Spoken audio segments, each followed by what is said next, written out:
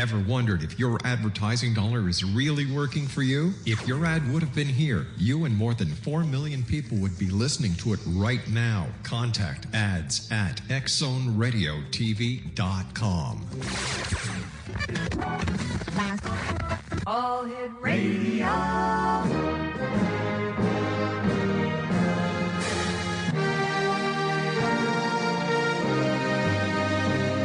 Welcome to the X Zone, a place where fact is fiction and fiction is reality.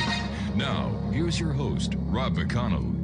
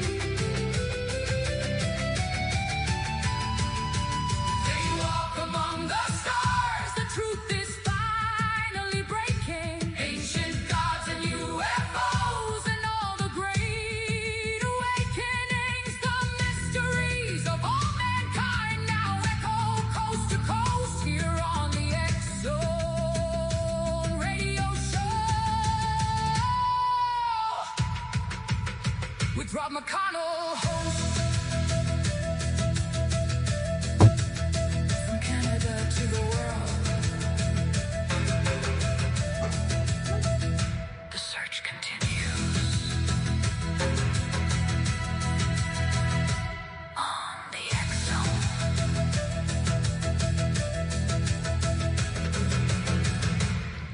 Welcome back to the X Zone, everyone. I'm Rob McConnell, coming to you from our broadcast center and studios in St. Catharines, Ontario, Canada, on the CanCon Broadcast Network and your hometown radio, Classic 1220 CFAJ AM, that stream us at classic1220.ca.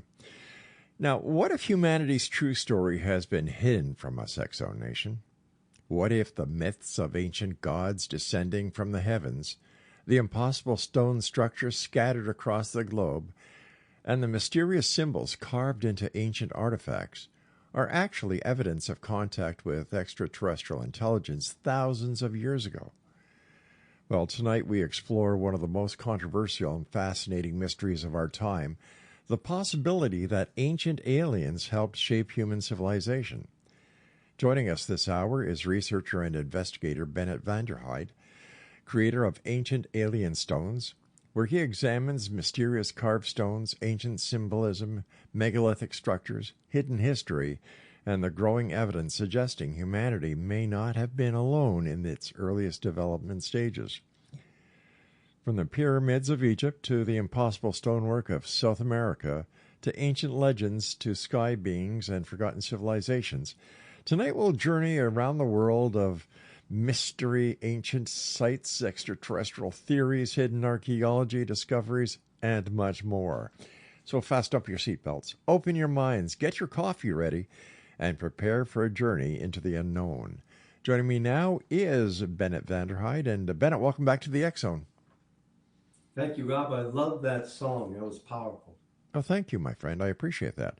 So what have you been up to since you and I last talked? Well, thank you for having me back on. This is the first time I've surfaced. I think it's been a couple years or so. But time, is relative to what's happening. I tell you, I wanted to talk first about the Nomali star gods. Yes. Figurines, the ancient alien artifacts. And that's my expertise, and that's what has called me. And I thought a long time ago, and I've never really answered the question of have I found an anomaly or did they find me? And you talked about in your song and in your intro, just this kind of an item. The anomaly are proven since the 1400s, of which the Portuguese sailors first discovered them. They've been written about since 1850s. Now, Bennett, yeah. Can you get a little closer to your microphone? We're getting a very... Let me turn it right here. Can you hear me better now? That is much better. Thank you, my friend. Okay, so the Nomali figurines were first found by outsiders with the Portuguese sailors in the 1400s. And they were first written about in 1850, and Thompson on Africa in 1917. Walter Edmund wrote some things. Anyways, 100 years ago, they were very well known throughout the world, but they have been suppressed and demonized, as many things from Africa overall have been, and ancient artifacts and relics around the world, of course, have been demonized and suppressed. In fact, I have been charged with reintroducing them and activating them because it's my opinion they are angels that came from the skies. The natives say that the Nomali rained down from the heavens back at the beginning of time and lived amongst the humans. And as you recall, on the Ancient Alien television program, when I was on that, we connected them back to the Dogon tribe also, because the Nomos were the gods of the Dogon, and they were in Mali. So it's potentially the Nomos of Mali. But the Nomali purportedly left these artifacts, which are only found in 3 countries in West Africa: Sierra Leone, Liberia, and Guinea. And what we have found is that they are activated by humans who use them in healings and meditations and astral projection, whatever they want to use them for. It's not my job to tell them how to use them, what to use them for. My job is to reintroduce them around the world. Ben, when did your fascination with ancient civilizations and extraterrestrial theories first begin? Well, I think I've always had a fascination, but the anomaly came to me when I was recruited by the intelligence community back many decades, quite a few decades ago. I've gotten old, and I was not interested in the missions overseas in West Africa, and I was really interested in working for the government. I love our government and honor those who are brave enough to operate under the clandestine operations, but it wasn't my thing. But I really hooked up with this guy, and we had a good relationship. He was a diamond smuggler and an operative, and so we had a lot of fun together back in the day. And I told him that I was interested in, well, just logically, I thought everybody's in there looking for diamonds and gold and jewels. I said to him, I bet there are really cool artifacts that everybody's walking by because they're just looking for the cash. I'd be interested in seeing those. So he gave me, sold me and gave me a large variety of things. And I honed in on these stones. And so I had them for many years, really just collecting them, and had some in boxes, mostly in boxes. And one day I picked one up and meditated with it. I was in a crisis situation in my advocacy work where I faced many, many charges and false accusations, false criminal charges, and beaten them over the years. But many times it looked like I was going to be put away. And it was one of those times when I picked up one of the stones and meditated with it, and I had an amazing experience. And so then I started, that was 10 or 15 years ago, and then I found others and put them into their hands and began the process of reactivating them and documenting. So now the next thing we're doing is threefold. We're going to begin to do certification classes. There'll be retreats, and we will bring world-class healers, and we'll have scientists and doctors, and we will have people of different modalities who will come in. We'll film it for the internet, and we will train them how to utilize the stones, and then they can acquire a stone and take it back into their realm. And then we're also going to do online podcast healings and activations where we can get people from all over the world meditating on a stone at any given time. There are different ones for different purposes. And then we're going to do live events. All right, we're going to have a little bit of a cliffhanger here because I have to take my break. So, okay. Exonation, Bennett Vonderheide is our special guest. www. Are you ready for this, Exonation? Do you have your pencils and paper ready? All right. www.ancientalienstones.com. Bennett and I will be back on the other side of this break as the X-Zone continues with yours truly, Rob McConnell, from our broadcast center and studios in St. Catharines, Ontario, Canada, on the CanCom Broadcast Network, and on your hometown radio, Classic 1220, CFAJ AM here in St. Catharines, who stream us at classic1220.ca. Voices from forgotten worlds still whisper through the unknown. Chariots across the heavens, fire dancing in the sky. Where the gods of ancient history, just visitors passing by. From Ezekiel's wheel to Atlantis, lost to secrets buried deep. The truth has waited centuries for those who dare to seek. They walk among the stars.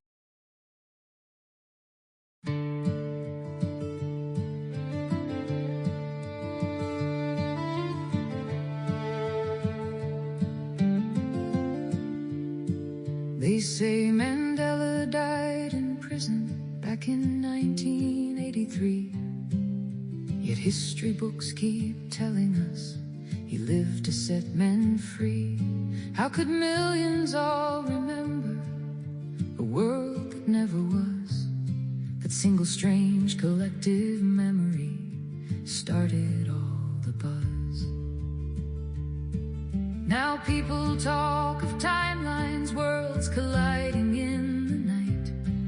Tiny cracks in human memory, or dimensions out of sight. From children's books to movie lines and logos rearranged, something in the fabric feels familiar, yet has changed. We're shifting through the cracks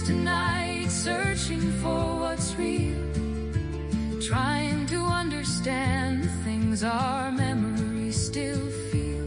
Are we living parallel lives in worlds just out of phase?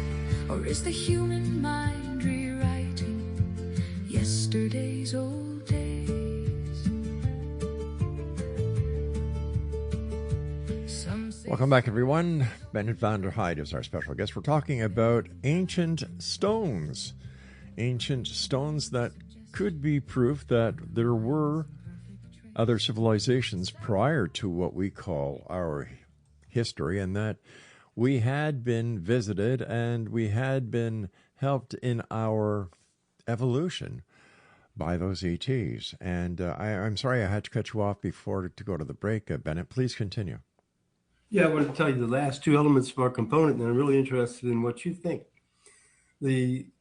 The next phase was to do live shows where we take dozens of the artifacts and we allow people to interact with them, meditate with them, heal with them, pick a stone of their choice.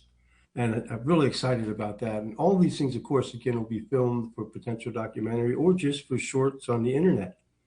And then the final mission is to film it and put it on the internet and show people that to counter, if you will, the demonization and the suppression, and show people these are blessings to human beings and reintroduce them. Because it's my opinion that angels, there are many angels from all over the world, and they could be ancient aliens that are angels. I don't decide those things, God did. And when they left us blessings, we should allow them to be activated. When we suppress and demonize angels, they're sitting in the outside waiting. It's like, put me in, coach. They want to come help humans, but they can't unless we open the door and ask them. So we're reopening that door and doing it on film. All right. So let me ask you, what does the scientific community and archaeology say about your find and your hypothesis? Well, there's limited people willing to even put forth the theory, because they're found randomly in the jungles, and they are no one knows who buried them or when. Right. They're not at any altars or burial sites of humans. So what I've tried to gather over the years is a number of sources. One, anything I can get from the bush about the individual artistic renderings and what they represent to the natives, how they would utilize them in their practices within the bush, in the jungle, as we would call it. Right. Who would use them? Is it the medicine women, the Sowi, which is the oldest surviving secret women's society in the world, the Sowi Society, the Sundays Society, rather, and the Zoes are the leaders of that, the head women, and they, or is it the chiefs that would use them, or is it the tribe as a whole that would keep them in the center on a shrine? There are, a variety of different purposes, whether it's for fertility or whether it's honoring mothers and children and helping to protect them. There are a number of twin stones, like the one I'm holding right now in my hand. But anyway, that was the first way I go. Now, second, I rely, over the years, I've been able to get information from Professor Kwaku Afori-Anza, and he was the art professor at Howard University for 30 some odd years. And just a genius, and he's the curator of the African Art Museum of Maryland. So he was the most learned man I have ever found in the area of Nomali. And then I also, having brought him over to the United States, I get feedback from people that are using them in healings, and experience from my own witnessing of how they have been used and what happens when they are introduced to various, whether it's meditations or healings. Now, when you were telling us that the stones have to be, did you say activated? Yes, activated is right. the term I would say. How do you activate them? Some people may term it similar, would be reconsecrated. And in my opinion, from my experience, not only are the stones activated, but the human being, their talents and whatever their modality is enhanced and activated by the stones. So it's a combination. It's a tool, if you will. It's fascinating. And Now, how, it depends on who it is. My friend down in Florida, Jeff, the village mystic in Bradenton, has been using them in healings for years. And he may just set them on the stomach. Now, myself, I use them today again. If I have a backache, I'll put one underneath my back. And, wherever I have a headache, I'll put it under my neck. And, I'll just hold them and meditate. So, but everyone, again, I think everyone, my job is to introduce them and then let people, then the other thing I get is, again, from people, what I would call stone whisperers. Sometimes I'll put them in someone's hand and they will have a shock. It will seem like they got hit with 110 volts, and they'll begin to have visions and they'll tell me what they see. Or I've had experience where someone will just break down in tears and begin thanking me for bringing these stones back out. So those kind of things are very motivating and exciting. Tell me, how does it make you feel being the gatekeeper, so to speak, of these sacred stones, and that you are bringing something that may in fact help humanity? Well, when you first find out when I first had them for many years, and then I went out to try to find out what they were, I was astounded to identify that no one knew what they were. It was almost across the board. People you would think would know. In fact, we were just at the New Life Expo in New York a couple weeks ago, and there were thousands of people who come through. That's 35 years they've been doing it. It's a lot of adepts in all the various healing modalities, and not one person over those years, all those 2 days and all those thousands of people had ever heard of or seen the Nomali stones. When I went to MUFON, the Mutual UFO Network, and set up a booth at one of their expos, not one person, even Bill Burns, came by. Bill Burns came by and he visited the booth, and I asked him, in fact, we drove him home at the end of the night, and he had never seen nor heard of the Nomali figurine. So it's twofold. One, you're like, wow, this is really cool that you know something no one else does. Right. At the same point in time, you feel a responsibility that you want to get them out, and you don't feel like you should be slouching on it. You should always be moving on it. Now, the area where these stones had originally been found prior to bringing them over to the United States, have you made any inquiries with the government there to see if anyone within the governmental archaeological division would have any idea? Well, certainly I've been in touch with people at the museums over there. Nothing. But more, you get more diverse and more direct information from directly in the bush, the people, those connections. Because, Rob, the thing is that, and one thing that I've found is interesting, I have listened to podcasts from college professors and others who would be considered very astute and an expert in their field, but they all make statements which are not consistent with the information which I have. Some of the things they say are correct, but many are not. And what I believe is happening with that is, again, with Walter Edmonds' book in 1917, he talked about how they were used in one particular village on the west coast of Guinea or Sierra Leone, I don't remember offhand. But anyway, one particular village, one particular tribe, not one village, but one tribe, and how they perceived them. And that is unlike anything I've ever heard from anybody else in the various tribes that are in the bush. But what people don't maybe think about is right now in Sierra Leone alone, there are 8 million people who live in that country, most of which, 80% or 90%, live in the bush. Very few live in the cities.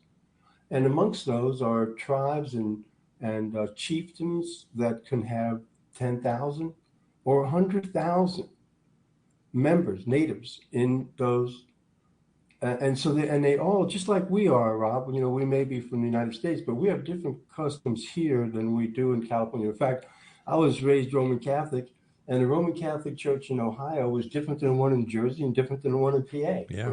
There was just difference in every area. So the Nomali have the same history, that in some tribes they would maybe perceive them a little differently and use them differently. than others. So there's no continuity about the stones. There's no written anything. Wow. So, there is continuity in that they all believe that the natives came 10,000, or the ancient aliens arrived 10,000 years ago or more, and that they lived amongst their ancestors, and that they gave them these stones for use to bless the natives. So those things are consistent. Now, have these stones, or any stones that resemble these stones, or have the same archaeological significance, been found anywhere else in the world? Well, somewhat. There's so many different designs that there are some which resemble pre-Columbian, and some which resemble your ancient alien figurines from around the world with the elongated heads. Yeah. And then there are some which are more traditionally Nomali gods, and all the realm in between. Now, the one person who did write about it was Thor Heyerdahl. And I think your audience will remember Thor Heyerdahl from the Kon-Tiki.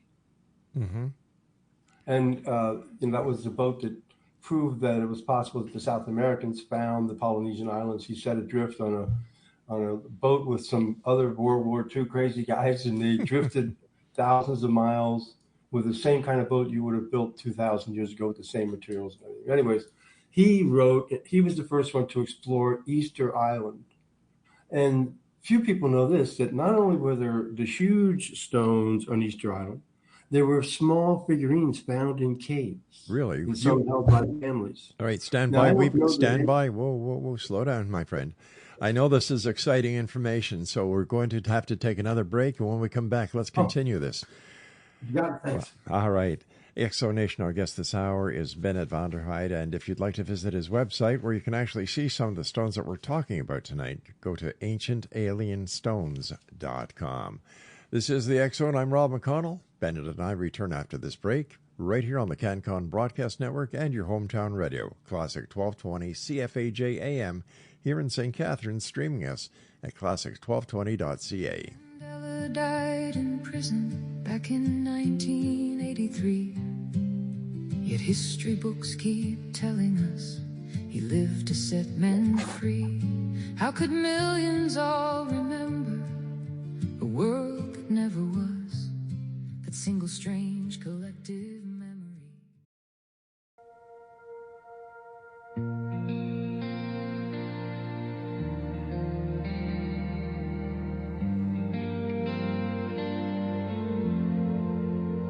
When the night feels heavy and the answers won't come, when your heart's out searching but you're feeling undone, there's a voice in the silence calling out your name, reading stars in the heavens, lighting up your flame. She sees the patterns past and present too, a cosmic map that leads you back to you. Ask Holly Hall, she'll read your soul tonight.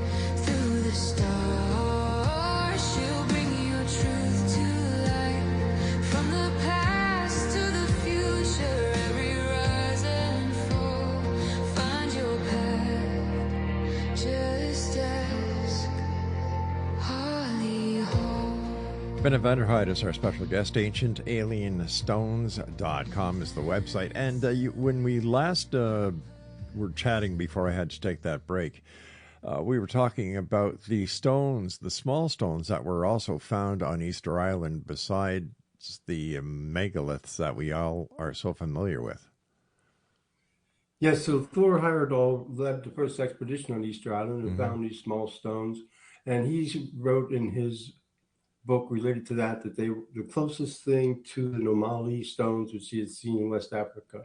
So other than that, I don't know anyone who's ever compared them to other stones. And again, there's such a variety of artistic renderings. Some of them are quite remarkable. And that I've owned some for years until I realized a plot, if you will, or a subliminal artistic message that's inside them, twin stones that you can't tell, or one that's four faces. At first, it looks like two faces until you turn it on its side. You see this each side looks like a face. Just amazing artistic renderings and the balance of a large stone balanced on a small base. Just really amazing. What was it like for you the very first time you picked up one of these stones?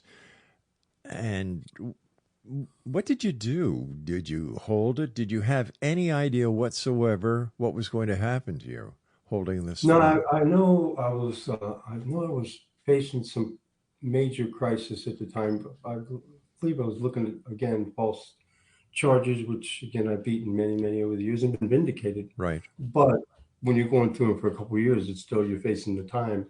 And so it was one of those situations, and I picked up the stone and I laid down and I just put it on my chest and began to just relax. And it just, to me, felt different than anything I'd ever felt. It seemed to be, I guess the only way I could describe it is I felt like I wasn't separate from the universe anymore at all. I could almost like not feel me being any outline of my physical body, just that I was, and it took the pain away and it took the worries away. And I just felt it, a powerful experience. So I had no anticipation or expectation for it. I don't know why. What I'm trying to get at is, was, what made you pick up the stone at that time instead of picking up, let's say, the Bible or some other artifact that you may have had? Why that stone?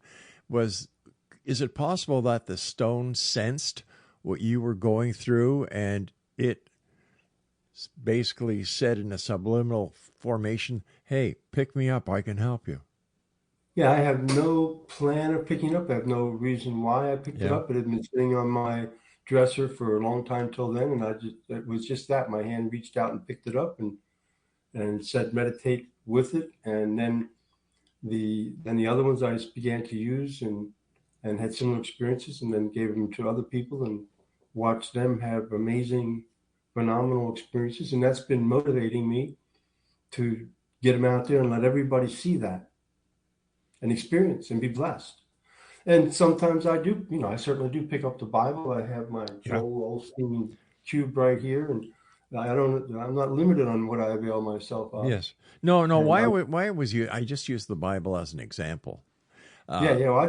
I use any tools God Yeah. gives me is what I want to use. That's how I feel I should. So, what kind of results have you seen from people who have picked up the stone, meditated on it, and what have been some of the results that you yourself have witnessed? Well, I'd say one of the most dynamic was at that MUFON show, and there was a man who was probably in his 50s, and he came and he was being assisted by his sister and her friend on each side, and he had neurological issues. And they asked me if they felt connected to one of the stones, and they asked me if they could meditate and do a healing with it. She said she was a shaman, and I said, well, certainly. And they sat in this pretty busy show in the chairs behind the table, and I could just, I don't know how to describe it. You could just feel there was something going on. It was just really electric in the air around them. And then afterwards, he got up and he was remarkably different. In fact, he came back to the booth at least 3 or 4 more times, unassisted, by himself, bragging about how great he felt and what a difference that healing meditation has made for him. What are some other examples that you can share with us of what this stone is capable of doing? Well, I know one person who was struggling with making it through and picked up a stone many years ago. And it was nothing, there was messages at the time, but it changed that person's life, and they eventually became a healer.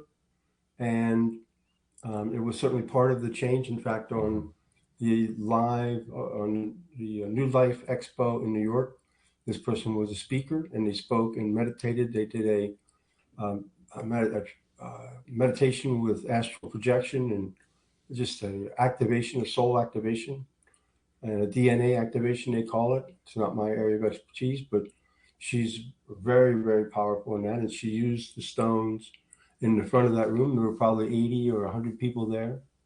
and it was palpable. One man said at the end of it, he said, "You changed the energy of the entire show."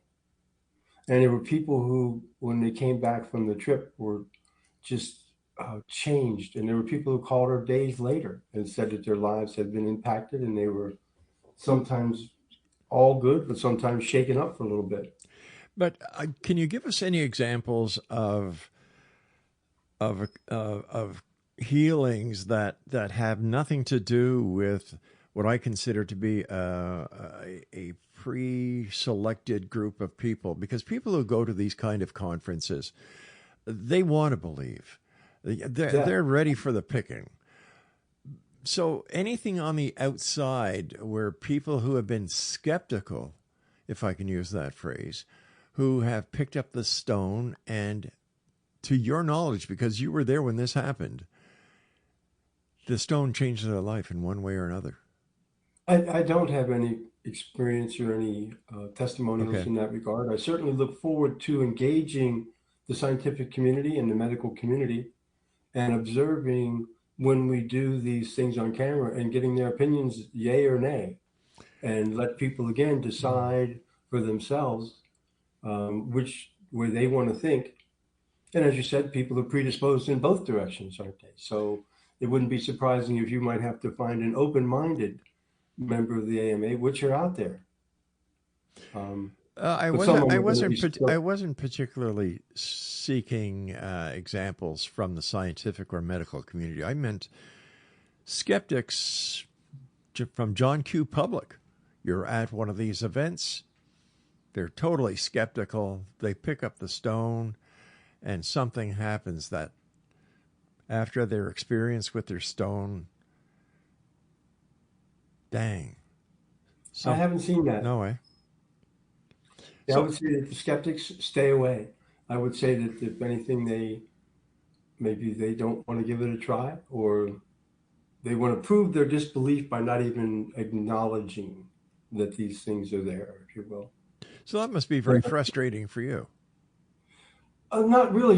Here's how I feel about it. There are many ways, many paths, and there are not the entire world is not all connected to the Normali stones, but there are some people who are.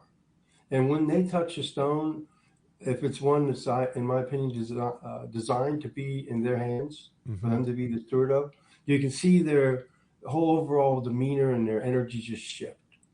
And they're the ones I need to find. The other people, I started out in the wholesale business, and I was 22 years old, and I'd sell to Toys R Us, and I eventually sold to all of them. But at first I sold, I did a lot of sales calls. And I used to say sales is 97% rejection and 3% elation. But you want to live for that 3%. So it doesn't matter to me that a lot of people aren't connected to it. That's not my concern. I don't have an emotional connection to that. It's not my job to prove anything to anybody. It's to let the stones prove it. And other people are better equipped, again, healers, psychics, mediums, the people who can gauge through biofeedback and other scientific new developing technology and see the impact on people. Those kind of people would be very interested. But it's not my job to try to convince anybody of anything. Everybody should go the way they feel the connection to. If you're not attracted to something, which of us likes somebody to push down their throat what we're not attracted to, what they want us to believe, right? Sure. No one that I know. Nobody wants that. Yeah, I'm not exactly. that guy. Yeah. Why would I do that when my job is to introduce them to people who do vibrate on that pattern? That's their vibrational pattern, and they connect. And so the more people we get in front of, the more people that'll be part of that, and the people they bless, it'll change their lives, and that's enough, right? If we can bless the people that we're supposed to. How many of these stones? Beautiful. How many of these stones do you have? I've got a few, quite a few over the years I've collected. I haven't added them all up. Dozens, not hundreds. Dozens, not hundreds, I would say. So, I have the largest collection and the world's foremost collection in history. Okay. So let me ask you this question. You go out to these events and you sell all these stones. What happens then? No, I sell some of the stones. I sell the ones that are that are common artistic renderings. Okay. The ones that are extremely unique in there, and the ones that have been proven to be powerful and to vibrate to more people. There are some who seem like they only connect to individuals, but there are a couple stones that seem to be more universal. That many people, there's a high percentage of people who respond to them. And again, there are stones for each individual purpose, for very many different purposes, and some that are just artistically amazing. And then there's a big movement now in the twin flame area, and so we have a number of twin stones. So the ones that are highly unique, we want to keep those for the live events. Now, after that, when we do our certification retreats, etc., there are many, many thousands of normally available out there that are mostly replicas. But that doesn't mean they can't be used in the healing process. And somewhere in and amongst there's also real, authentic ones that you just can't prove they're authentic, that somebody might hit the jackpot on. So, again, I'm a Roman Catholic, and I never knew anybody who had any pieces of the original cross in their crucifixes, but it didn't make them any less powerful. All right, stand by. We've got to take our final break. X-Zone Nation, Bennett and I will be back after this break as we continue here in the X-Zone from our broadcast center and studios in St. Catharines, Ontario, Canada. And you're listening to us on the CanCom Broadcast Network and your hometown radio, Classic 1220, CFAJ AM in St. Catharines, streaming us at classic1220.ca. When the night feels heavy and the answers won't come, when your heart's out searching but you're feeling undone, there's a voice inside.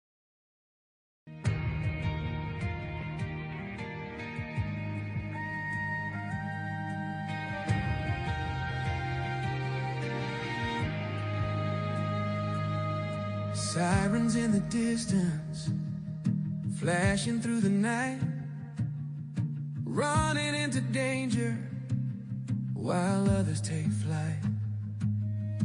Boots on the pavement, heart steady and true, but there's something deeper guiding what he'll do. Beyond the flames, beyond what eyes can see, a voice within speaks of destiny. He's a psychic firefighter, walking through the fire, saving more than bodies, lifting spirits higher. From the smoking shadows where the lost souls call, he hears them whisper. He answers them all. And Bennett Vonderheide is our special guest this hour, www.ancientalienstones.com. Okay, explain it to me. I've been trying to figure out while we've been talking how the video or the streaming of the use of the stone is going to help people who don't have a stone. Yeah, so a couple of months ago, we did an event in Manhattan at a little healing center on 53rd Street, so down center, a big city, but on the fourth floor, they've got a beautiful little healing center. And at that point in time, my friend who does the astral projection and DNA activation meditations, she presented a class, and it was a 1-hour meditation. There were a number of people there who paid hundreds of dollars to attend in person, who just laid on mats. And then there were a number of people on the internet who less, but they tuned in live stream on Zoom or whatever the technology was. Right. And used the stones. And what we will do again in the future, is you zoom in on the stones, and if they choose, they can focus their meditation upon that stone and tap into the purpose of the stone, and or just focus the meditators from around the world on one ancient alien artifact and see what happens. Each individual will have their own experience. How much of this is a placebo effect? I am not qualified to determine that. But if it's a placebo effect, we'll take it if it helps and blesses people. Yeah, but doesn't that take away from the validity of the claims that are being made about the authenticity of the stone, the value of the stone, the ability of the stone, if it's just a placebo effect? Well, I would say that I'm not stating that it is a placebo effect. No, it was what you said. Well, if that's what it is, we'll take it. And that was kind of... if it helps, if it blesses people, that's great. But here's what I would say is the answer to that. Again, they were first identified by Portuguese sailors in the 1400s. It's not something that is questioned whether they exist or not. They were, the natives speak about them, and they have their customs and their beliefs related to them for 10,000 years. Mm-hmm. I sent an expedition in a couple of years ago deep into the bush and got the only ever footage of Nomali being used in a spiritual experience within a cave.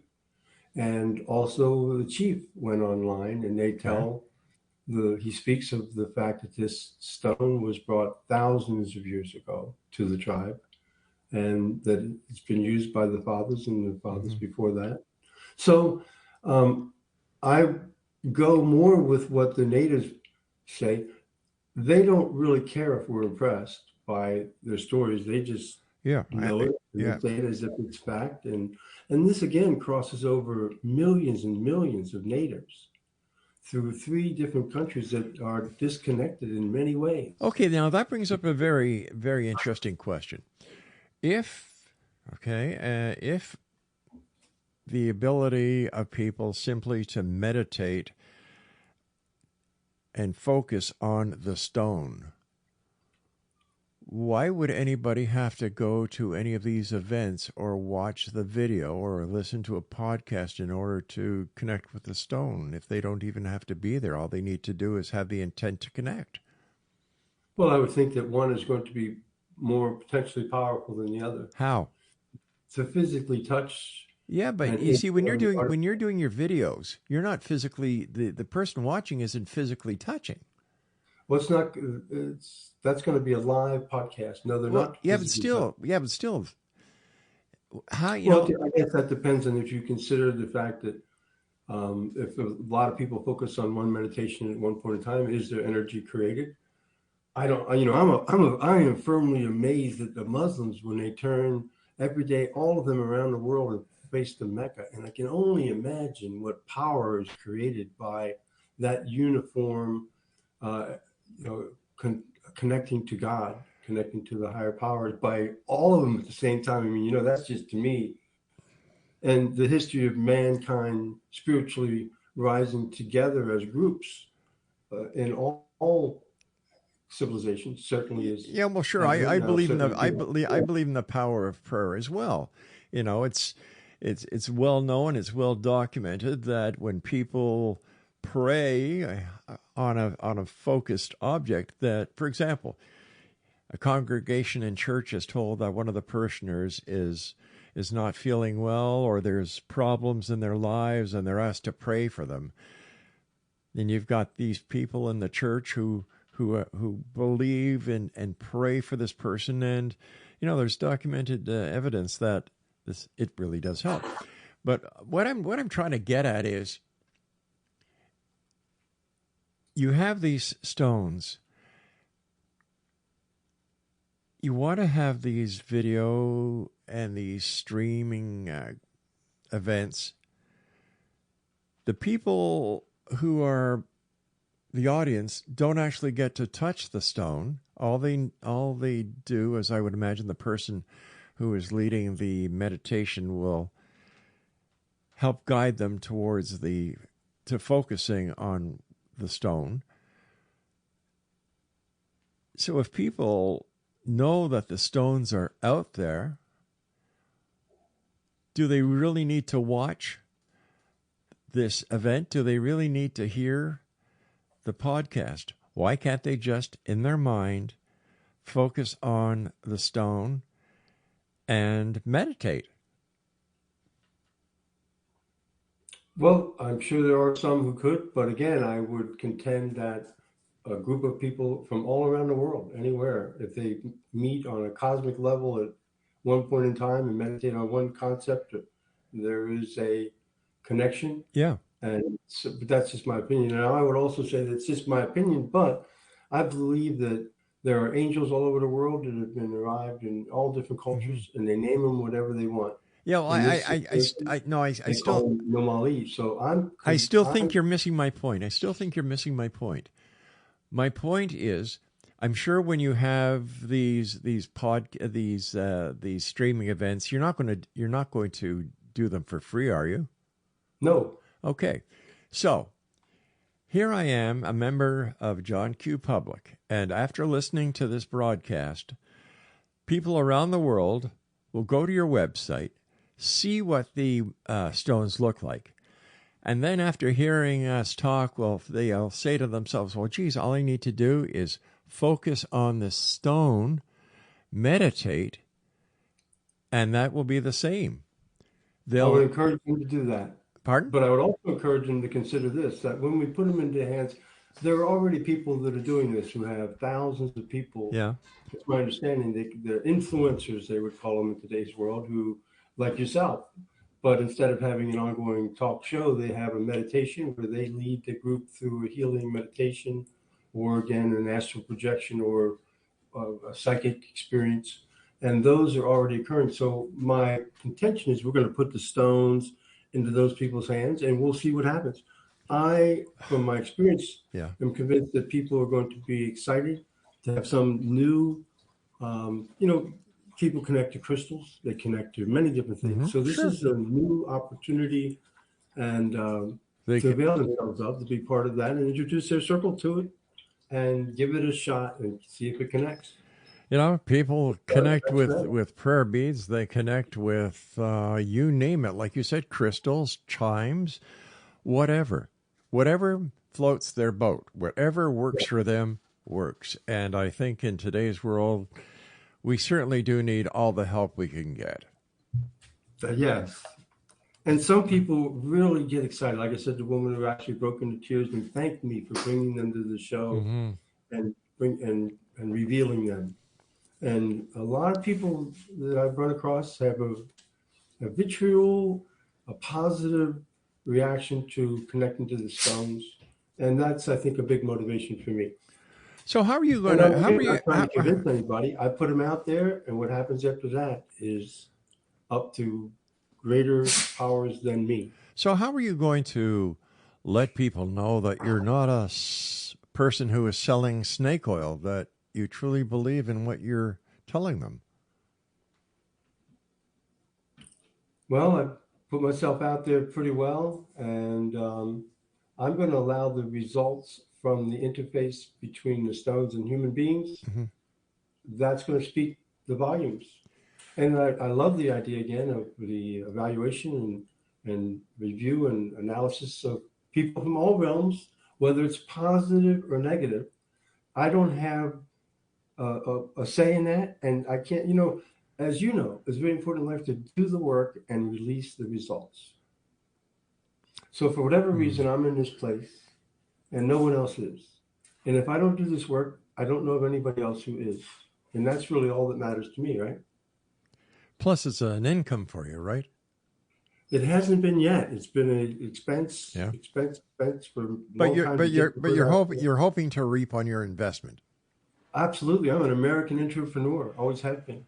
All right. I want to thank you so much for joining us tonight in Exo Nation. If you'd like to find out more about Bennett and his stones, visit ancientalienstones.com. I'll be back on the other side of this break. No, I won't. Craig tells me this is the final segment for tonight's show. Wow, where did tonight's show go so fast? Are you a believer or a skeptic? No matter on what the topic is, you tell me. Send me an email, xzone at xzoneradiotv.com, on all social media sites, Xzone Radio TV. And as I said, you're listening to us right here on the CanCon Broadcast Network and on your hometown radio, Classic 1220 CFAJ AM, streaming us at classic1220.ca. So until tomorrow night, my friends, Be good to each other, and always remember to keep your eyes to the sky and your heart to the light. Good night, everyone. In the distance, flashing through the night, running into danger while others take flight. Boots on the pavement, heart steady and true, but there's something deeper guiding what he'll do. Beyond the flames, beyond what eyes can see, a voice with